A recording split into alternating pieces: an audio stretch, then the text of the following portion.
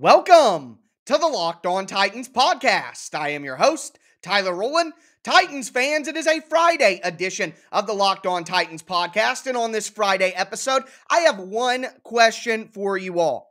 Can the Tennessee Titans still win the Super Bowl? Well, folks, my answer is a resounding yes. And we are going to start off today's show with a conversation about why I believe this Tennessee Titans team can still reach their ultimate goal of winning a Super Bowl. And then after that, you guys are going to have questions for me. That's right. It is time to have a mailbag segment. I haven't been able to do a mailbag since the offseason. So excited to end today's show diving into all of the questions that you guys sent to me. A very fun, casual Friday edition of the Locked On Titans podcast. Let's get it. You are Locked On Titans, your daily Tennessee Titans podcast, part of the Locked On Podcast Network, your team every day.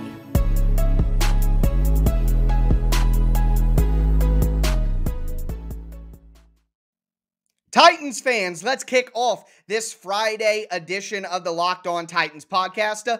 A casual Friday. I got my t-shirt on, feeling comfortable here, ready to go. Before we dive into today's show, though, I do want to thank you guys for making the Locked On Titans podcast your first listen every day. And if you're new here, make sure that you subscribe to the Locked On Titans podcast on whatever platform you do stream. Subscribe to the Locked On Titans YouTube channel. Smash that notification bell so you know when all of my content goes live. Follow me on social media at Tic Tac Titans on Twitter. You cannot miss the film breakdowns and the film analysis that I put on Twitter where I can actually show some film. And then also check out the show Facebook page at Locked On Titans Pod. But remember, the question that I posed to you to start today's show was, can the Tennessee Titans still win the Super Bowl? And as I said, my answer is an absolute yes. Yes, they still can. And let me kind of break down why I feel this way. Number one, on the offensive side of the ball. So what's been the worst part of the offense so far? Pass protection. The Titans have given up the most sacks in the NFL. But why are they giving up those sacks? Well, it's not just because one-on-one they're getting their tail whooped like, well, Taylor Lewan had that situation happen to him against Chandler Jones. But overall, the real majority of the pressure and the real majority of the sacks have been on blitzes that the Titans didn't pick up properly or didn't slide the offensive line the right way properly, or the back didn't stay in and do his job. Looking at you, Derrick Henry. I know you're so great, but need to be better in pass protection. My God. Either way, my theory is, or my answer is, the reason that the Titans are struggling in pass protection is there's a chemistry issue. And I know you may be thinking, wait, they have 4 starters come back from last year, but David Quessenberry is new. And then there's a new offensive coordinator who might want to do things a little bit differently. When Taylor Lewan didn't get full speed reps until really late in the preseason, and then you have Ben Jones and Nate Davis out for 10 days with COVID. Like I've mentioned before in the show, the Tennessee Titans' first team offense never really got full team or full speed reps together in the preseason. So they're ironing these things out in the first month of the year. So I have faith that through reps and experience together, the Titans' offensive line can get better at picking up blitzes, at passing off games and stunts and twists up front. That's all communication-based things, and I think the Titans can ultimately iron those things out. The second biggest problem for the Titans offense has been their red zone offense, but from my perspective, you get down into the red zone, things are much more about somebody making a play for you. The big players make plays in the red zone. It's condensed. There's less field to cover. The windows get smaller to throw the ball. The holes get smaller to run the ball. The Titans really haven't had A.J. Brown and Julio Jones and Anthony Ferkser for a majority of the season, and definitely haven't had all of them out there together for a majority of the season. So when you're missing your number one targets, your best options in the red zone, Ferk Daddy, Julio, and A.J., well, guess what? It's going to be hard to convert in the red zone. So I think that the Titans' red zone woes can actually be fixed by having the personnel that they need, their big-time playmakers, out on the field. So the two biggest issues that I have seen with the Titans offense, I think can be fixed with health and with time and communication and reps. These aren't issues with talent, where the Titans simply aren't talented enough to fix these problems. They have the talent. They just need that talent to get a lot of reps together, and they need that talent to be out there on the field. And if you fix those things, well, now the Titans are scoring points just the way that they did before. Now Ryan Tannehill has more time in the pocket to find those people in the red zone, and the Titans have more ability to go to play action because they feel more comfortable that when they play action, Ryan Tannehill isn't going to turn around with a guy right in his face. So everything is interconnected. It's all the circle of life, circle of energy, circular. Little Easter egg for my 30-year-old fellas out there listening to the show. But either way, I think all of these issues go together. The offensive line given more protection, gives more time in the red zone. Getting healthy gives you better options in the red zone to throw to, and that ultimately will give the Titans the ability to be up by more, to lean on the run game more, to go to play action more. It'll make everything work better together, and once the Titans reach that level, they will be the type of offense that can still win the Super Bowl. On the defensive side, it's just about health. No Bud Dupree. You gave the guy $35 million over 2 guaranteed years to come in and be your number one pass rusher. Well, it looks like Harold Landry's that number one pass rusher. So if you put Bud Dupree back in that role that he was in before where he wasn't the top guy, people are going to focus on Landry. They're going to focus on Simmons, and that will allow Bud Dupree to be the player that the Titans expected him to be when they gave him all that money. They've got virtually nothing out of their top free agent signing so far this year. Also, Amani Hooker is just a really big part of this defense, and once you have Amani Hooker back at that free safety spot, Dane Cruikshank and Kevin Byard can do what they do in the box. You can have Cruikshank man up on the tight ends. You can have Kevin Byard play that robber zone over the middle of the field, and that's going to be what both of those guys do best. So I really like what the Titans can be once they get Amani Hooker back, once they get Bud Dupree back. Also, you got Avery Williamson coming in, who should get some snaps over Rashaan Evans, and the Titans faced a ton of playmaking-centric quarterbacks early in the year. Even the next 2 weeks, a guy like Kyler Murray, Russell Wilson, a guy like Josh Allen, Patrick Mahomes. The back-end slate for the Titans has less playmaking quarterbacks that move around a lot in the pocket. You think about Mac Jones, Jameis Winston. You think about Matt Stafford in LA. So the Titans have a lot of games later in the year without the threat of the mobile second reaction quarterback, and I think that'll allow an improving defense. This defense is better. If you don't want to admit it, you're just wrong. The defense is better regardless of the box score. Just watch them on tape. Look at the third down percentages. Look at the red zone percentages. The Titans defense is better, and they'll be even that much better if they get 2 very important players back and when they go up against quarterbacks that don't necessarily have that second reaction stud level that we have seen early in the year. So I still firmly believe that the Tennessee Titans can win the Super Bowl. They are still a while away from being able to accomplish that, but it is just around the horizon. And the mailbag segment is also just around the horizon. I'm very excited to dive into all of the questions that you guys sent to me. Remember, you can always send your questions in at any time for the next mailbag by tagging me on Twitter at TicTacTitans and sending your question there. Or what I do appreciate is putting your question in as a 5-star review on Apple Podcasts. That is a great way to get your question into me as well. But before we get into the mailbag, do want to tell you guys about betonline.ag, the number one spot to bet pro and college football this fall. They have a brand new updated website with a new interface, even more updated odds, props, and contests than ever before. Head to their website today. You can use your laptop or your mobile device. Sign up and use the promo code LOCKEDON. That's one word, locked on. And you'll get a 50% welcome bonus on your first deposit. That's literally free money that they're giving you at betonline.ag. So whether it's football, basketball, hockey, baseball, boxing, or even your favorite Vegas casino games, make sure that you take advantage of all the amazing offers at betonline.ag. That's BetOnline, where the game starts.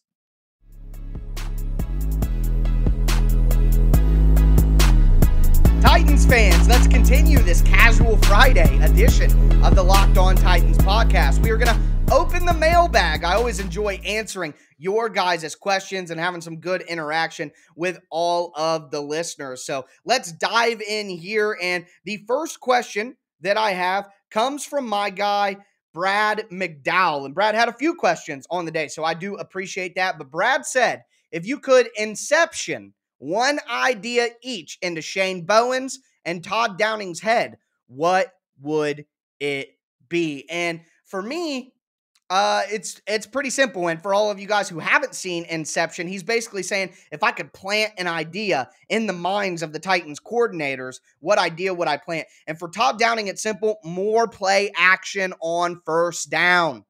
We have to have more play action on first down, more first down efficiency from the Titans. That's what they need. Use the passing game early on in games to open up the run game later. That is what I would like to see, and that was the formula that Arthur Smith understood. Now, I'm thinking in my head from Todd Downing's vantage, maybe he's worried about the pass protection. If you go play action on first down and you give up a sack, now you're looking at 2nd and 16, 2nd and 18, something like that, and you've blown up a drive for the way that the Titans play football. So maybe that's his worry, but Todd Downing has to use play action more on first down. For Shane Bowen, for me, take Rashaan Evans off the field. I don't know what else to say. I mean, I guess the other option I know a lot of you would probably go with is make sure that the wide receivers press, or the cornerbacks press wide receivers, no more hanging off 10 yards. But Mike Vrabel said in his press conference, that's not what he coaches the players to do. So I'm not going to inception an idea into a guy's head that he already has. For me, it's get Rashaan Evans off the field, use Avery Williamson, use Monty Rice when Monty Rice gets healthy, if he is, able to get healthy soon. Whatever it is, you might as well get Rashaan off the field. He's not going to be with the team after this year. You got a guy like Monty Rice, a vet like Avery Williamson. There's no reason that Rashaan has to play on first and second downs anymore. So that's the two ideas that I would inception into our coordinators' heads. And this feels like a really easy follow-up to that. But from my guy Ethan, the Canadian Titan, he is an elite fan, I must say. Shout out to my favorite Canadian Titan, but he says, what letter grade would you give the two new coordinators through the first 5 weeks? And honestly, I thought about this a lot. I thought about it a lot when the question was posed. I thought about it on my drive home from work as well. What would I really give them? And for me, I would give Shane Bowen a B+. I think without Bud Dupree, without Amani Hooker, putting in Dane Cruikshank in there, getting a lot out of Christian Fulton, the pass rush has been very much improved. I like what they're doing with their cover 2 invert, where they aren't using their slot and a safety. They're using their 2 outside cornerbacks. That was very effective against the Jags. I guess I've just seen a better defense and a better called defense from Shane Bowen this year than I've seen last year, regardless of what the box score says, what I'm actually seeing and the way things are being called. I like what they're doing with their personnel packages on defense as well, using heavy dime, 6 defensive backs, Dane Cruikshank as that sub-package linebacker, Elijah Molden as the sub-package linebacker. I like what the Titans are doing on defense. They need to get better. They need to improve. There are still some warts, but I would give Shane Bowen a B+. I'll say a B+ on the year. For Todd Downing, I'm going to say a flat B. Yeah, I would like to see more play action, but I don't really think it's entirely Todd Downing's fault that the Titans can't protect the quarterback. Yeah, the offensive coordinator obviously is going to be involved in the pass protection schemes and the calls there, so you can't just alleviate blame from Todd Downing for that. But overall, we saw some really creative stuff from Todd Downing. In a couple of drives against the Jags, I've seen some really creative route combinations and route concepts that I've documented on Twitter at TicTacTitans with the film. So I'm overall, it's not a huge drop-off between Arthur Smith and Todd Downing. The big drop-off has been the red zone. And like I said, without the Titans' top playmakers, then it's going to be hard to win in the red zone. I mean, the Titans hit Ferkser, Jonnu, A.J. Brown in the red zone a ton last year. Well, Julio Jones was meant to replace Corey Davis and Jonnu Smith, but you haven't had Julio Jones for a lot of the season. Ferkser's been out for multiple weeks during the early season. A.J. Brown. So without those guys, it's hard to really judge. Todd Downing's trying to score in the red zone with Cam Batson and Chester Rogers and Josh Reynolds, and it's just going to be tough. It's going to be tough. So I'm going to give Todd Downing a B. I'm going to give Shane Bowen a B+. The Titans haven't played as well as we wanted them to play early on, but they're still leading the AFC South. They're 3-2. We'll pump the brakes a little bit. I'll give some decent grades to the coordinators. I got two of the same question here. One was from my guy Brad McDowell, who asked a question earlier, and then another one was from my guy Dale Big Sam.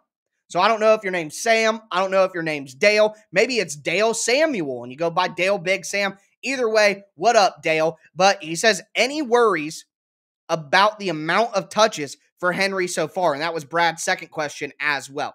Well, I think I am worried, but I've been asked this question back-to-back weeks on the Crossover Thursday. I was asked this question on a Buffalo Bills-centric podcast that I appeared on Wednesday night.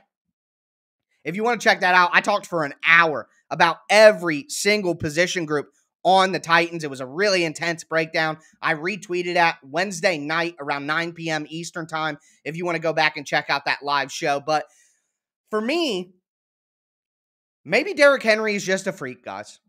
Maybe we just stop worrying about his workload. Maybe he's a historic, all-time, Hall of Fame, top 5 running back of all time player, and he's going to break the mold. He's going to be the exception.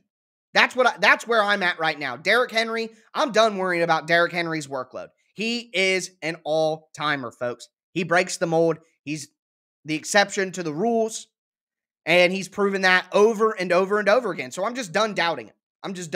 So that answers both of those questions there for Brad and Dale. The next question that I have here is from Trey Styles. What up, Trey? He says, do you think we will make a move before the trade deadline? And my answer to that is yes. I don't know what the move is going to be. I'm going to do my research for that as we get closer to the trade deadline. But the Titans have already shown with the signing of Bud Dupree and Danico Autry, with the trade for Julio Jones, the Titans are all in on this season, as they should be.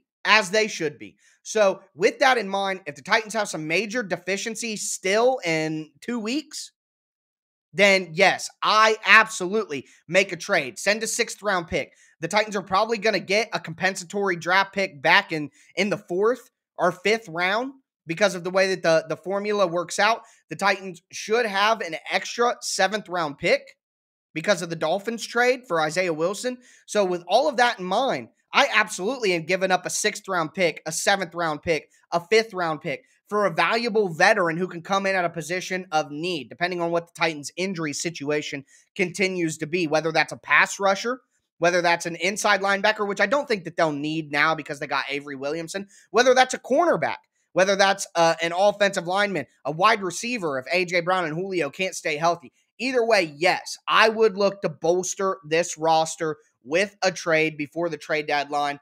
Just depends on who's available and who's out there. Moving forward, though, another question from Brad McDowell, really filling him up, a volume scorer in today's mailbag. But he said, deciding to let Dennis Kelly walk last offseason, how awful does that decision look now? Do you have any explanation for why they wouldn't re-sign him? Yeah, Brad, I agree with the decision to not re-sign Dennis Kelly. So I don't think the decision looks awful at all. Yeah, Quessenberry had his struggles against the Jets, but outside of that, he's been the most consistent and best offensive lineman for the Titans this year. I do not think that it was a bad decision to get rid of Dennis Kelly. Dennis Kelly was going to cost the Titans $7 million. I would much rather have Danico Autry than Dennis Kelly. If you could have kept Jack Crawford and Dennis Kelly, would you rather have that instead of David Quessenberry and Danico Autry? Some of you may say yes, but I wouldn't. I'd rather have Quessenberry and Autry. And Autry, I mean, at times he won the game for the Titans against the Colts. He was fantastic against his former team. So when you look at Quessenberry, or Kelly was set to make $7 million, and then after the Titans cut him, he didn't get a job until right before the season started with the Packers. So it's not like his market was super robust. The Ravens passed on him. The Broncos passed on him. Dennis Kelly is not such a great player that he was worth that money, and he's also not such a great player that he couldn't be replaced. And I thought the Titans did a great job to replace him. So I do not think that the decision to not bring back Kelly was awful. I actually think it was the right decision. And I know that may be a hot take to some of you, but that's how I felt the entire season. But that's going to do it for this first segment of the mailbag. We are going to move into the second segment. A little bit more funny, or not funny, but fun topics in the segment. Not so much football. We're going to talk some movies. We're going to talk some food, all the stuff that I really enjoy talking with you guys as well. Before we get into that, speaking of food, do have to tell you guys about BuiltBar.com, the best tasting protein bar in the galaxy. They have a flavor for everybody on the website. The bars are covered in 100% chocolate, but it's not just the taste. The bars are healthy for you as well. They're low calorie, low sugar, high protein, high fiber, great as a healthy meal substitute or just a guilt-free snack. Make sure that you go to BuiltBar.com, use the promo code LOCKED15, and you'll get 15% off your first order at BuiltBar.com. Once again, that's promo code LOCKED15 at BuiltBar.com, the home of the best tasting protein bars ever.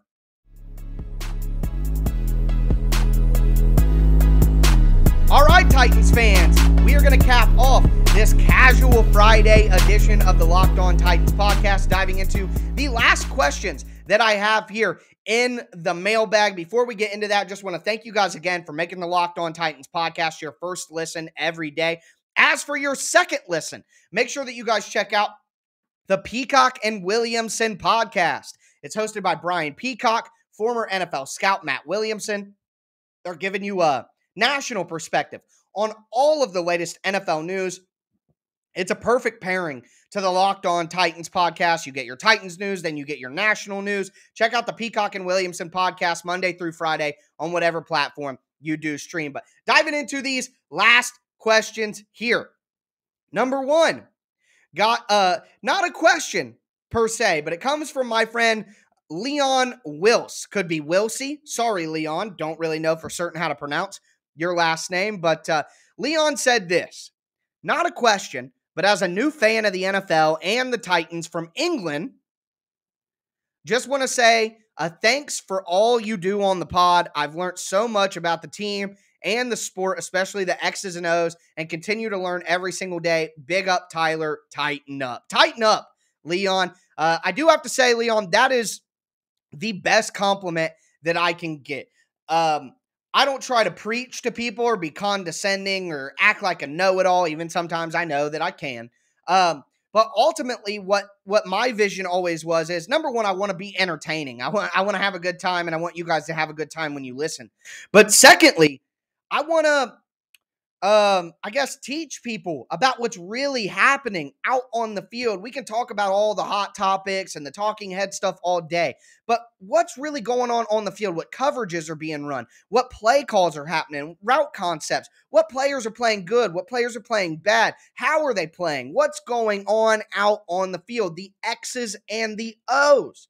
That's why I did Tic Tac Titans as my Twitter name when I created it, because I want to focus on the X's and O's, not only to, make you guys smarter and let you learn about the Titans, but for myself. I'm learning as well. Never stop learning, no matter what it is. And I learn something new every single day about football, and I hope you guys do too. And like I said, I don't want to sit up here and act like I'm some savant and I'm teaching all the dummies about football. That's not the case. I try to take the simple aspects of the game and just relay them to people in an entertaining package. And it seems like a lot of you guys agree that, I'm accomplishing the mission. So when I get things like this, telling that I've taught you things about the game, you've learned more about the Titans and football. Football is the best thing that ever happened to me in my entire life. Football has changed my life. Thank you, Dad. Thank you to my father for that.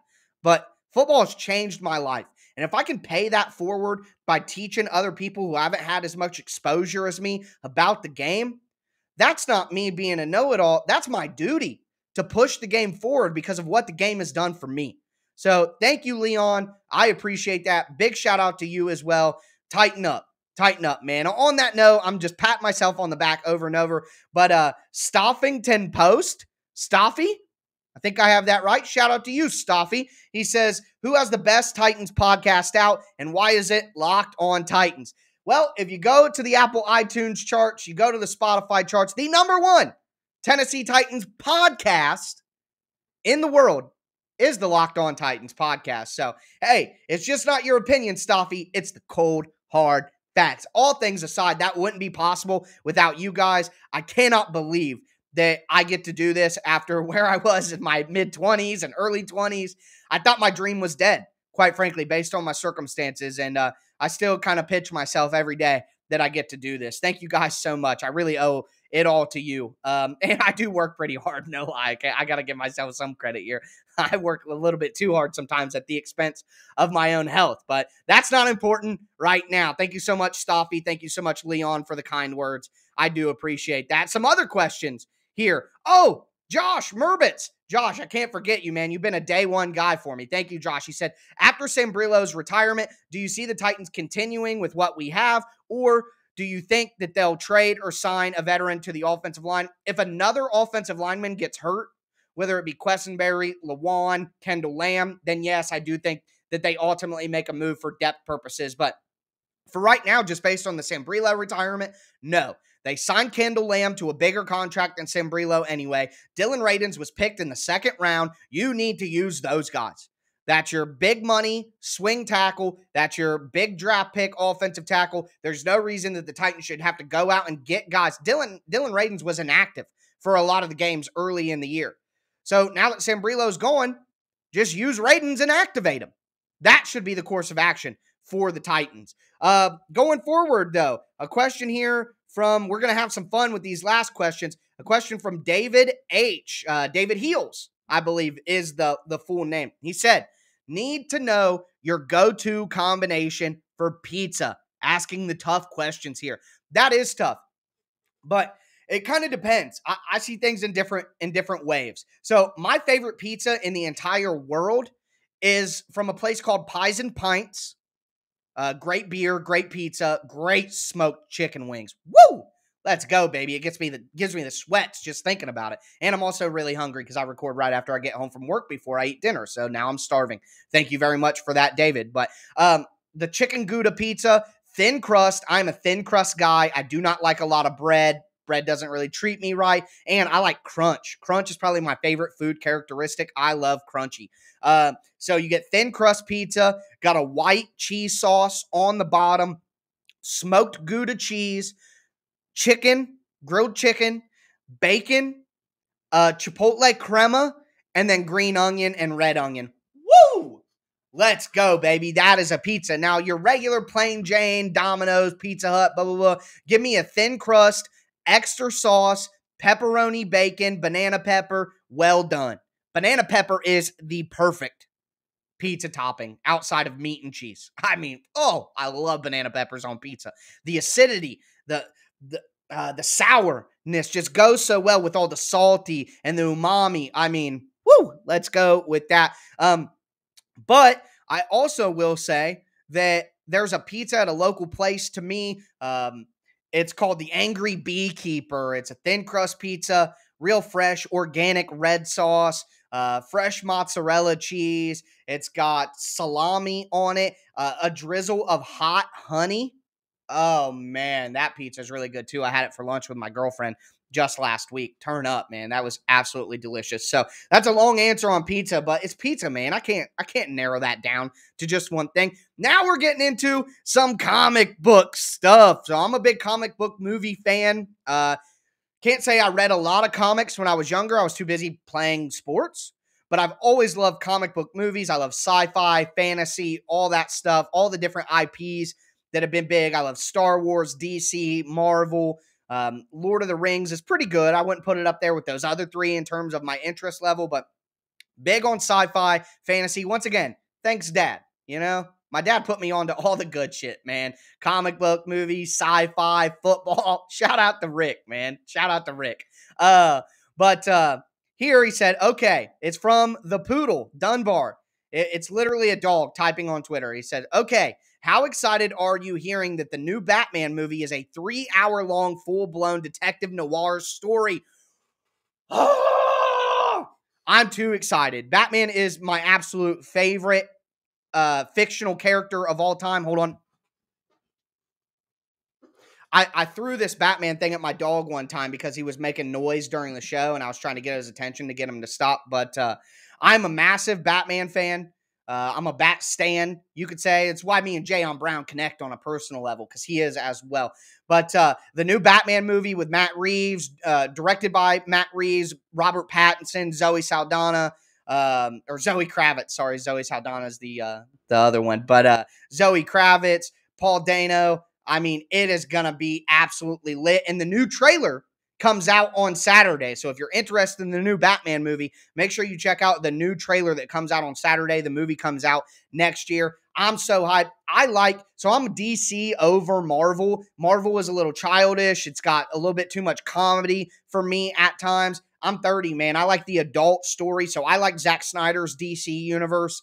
I love the darkness, the reality of it. You can't blow up, millions of people when the entire city block of New York and then go eat shawarma. I mean, I love Marvel. I watch all the shows. I watch all the movies, all the breakdowns. I love all that stuff.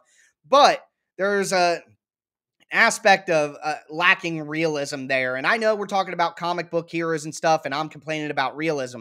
But the whole point is, for me, make that as real as possible. And I feel like the gritty darkness of DC and their stories fits a little bit better. My favorite comic book of all time is Batman: The Long Halloween. And this new Batman movie is a little bit based on that. It's more of a detective story than a rock'em sock'em beat 'em up Batman movie. So I am very, very excited. I mean, the first trailer for the Batman is my favorite movie trailer in the history of movies, with the Nirvana playing in the background. Something, I can't sing songs on the show. Sorry, it's copyright. But man, I'm so excited for that. And then the next question that I have here is a Marvel one, but it comes from Colin Light, and he said, do you think Yelena will be the next Black Widow? And did you tear up at the end of the movie? Yes. And yes, Yelena, they're setting her up to be the next Black Widow for the Avengers. So I absolutely do think that is the case. And I got to be honest with you guys. I didn't used to be like this, but since I got older, once I got into my late 20s and now in my 30s, I'm a sap, man. Stuff just makes me cry all the time. I guess you get older and you realize how precious things are in life, and some of the emotional stories, whether fictional or real, they just kind of hit you a little bit differently. So yeah, I definitely cried at the end, but I'm a crier anyways nowadays. So that's going to do it for a casual Friday edition of the Locked On Titans podcast. I'm going to do a Saturday night special. I don't have anything going on Saturday night. Going to do a Saturday night special, talk about the latest injury report and all that. Sunday night, I'll be back with you guys to give you a game preview for this Monday Night Football matchup. Cannot wait for that. But that's going to do it for me today, folks. As always, I am your host, Tyler Rowland, and this was Locked On Titans.